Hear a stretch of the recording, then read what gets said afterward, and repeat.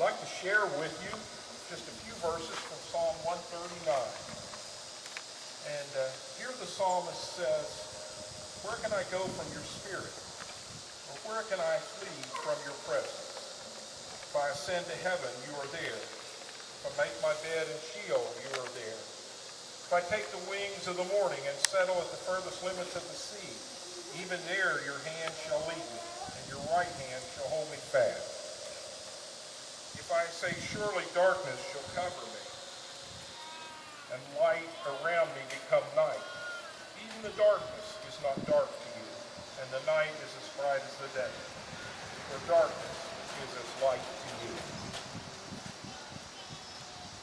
We have a tendency in American Christianity to want to separate the secular from the sacred. And we can find God over here in our sacred life. We can find it over here, and over here we put our secular life and our jobs and raising our families and all that's involved in living our lives. And because of that, I want to share a story with you this morning. The story is about a fellow by the name, we all called him Butchie. Butchie Long. We called him Butchie because his dad's name was Butch, and that's the only way you could distinguish one from the other. So we called him Butchie. Butchie, early in life, in his late teenage years, was in a motorcycle accident, and he lost a leg below the knee. And during his recovery, he asked his dad if he would get him a guitar.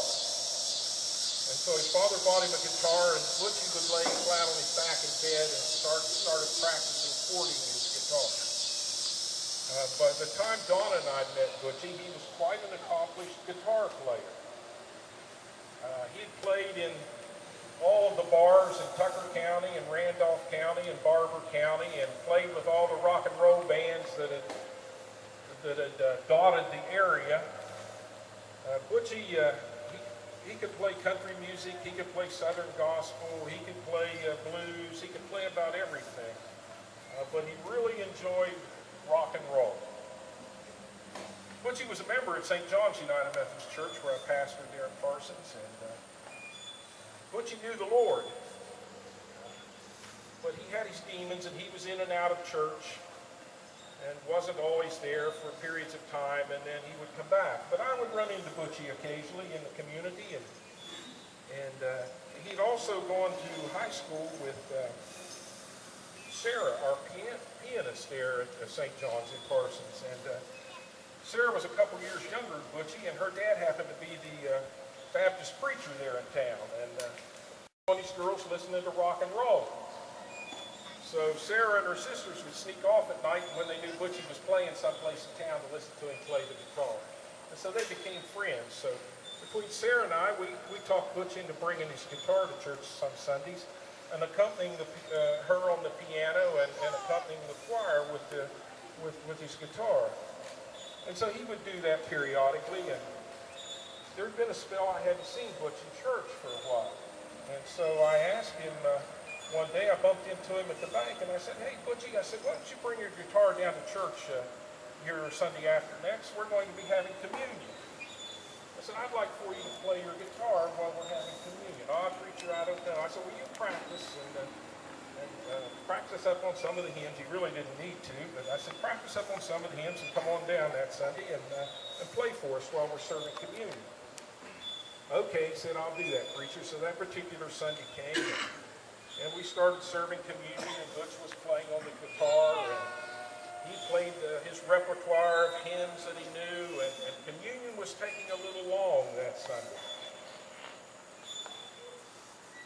And he'd run out of hymns to play. And the next thing I know, Butchie is playing Leonard Skinner's Freebird on the guitar. Now we can laugh, and we can separate the secular from the sacred if we want to. But Butchie's rendition of Leonard Skinner's Freebird, and for those of you who don't know Leonard Skinner, he's a rocker, and Butchie's favorite guitarist as well. started playing Freebird. And I wasn't sure how some of those old farmers from down on St. George and all were going to react to that. But you know, it was a holy moment for the folks there at Glendale that Sunday. Receiving communion, and listening to Leonard Skinner's Freebird. And God was in that moment. God was in that moment.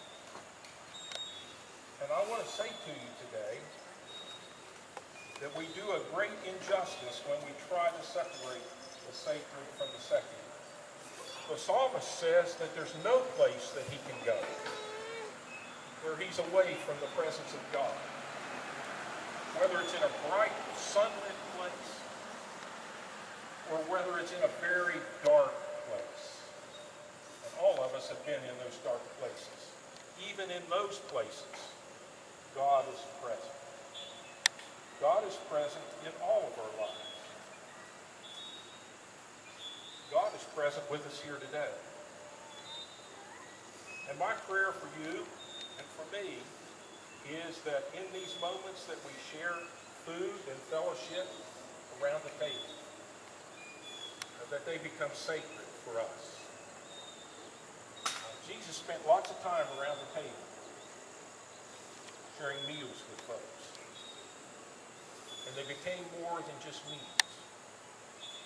So I invite you today, as you eat, it looks like there's going to be plenty to eat, as you sit and converse, that you look for the holy among us today. Because God is here. God is here. We don't keep him confined behind the four walls of the sanctuary up at Glendale United Methodist Church. God's in all of our lives. And so if Butchie was here with us today, I'd ask him to play a little Freebird for you. He'd really enjoy it. I got to thinking about Butch here a couple of weeks ago. I was down at Walmart looking through their bin of CDs, you know, the $5 bin, throwing them around, and I found Leonard Skinner's greatest hits. I've been freebirding here for about the last week and a half. Only it takes 12 minutes, so I've got to be going someplace it takes me 12 minutes to drive so I can hear the whole thing. So if Butchie was with us today, I know what he'd tell you. You know what he'd tell you? He'd tell you to rock on and love Jesus. That's what he'd tell you. Thank God for the Butchie Longs in the world.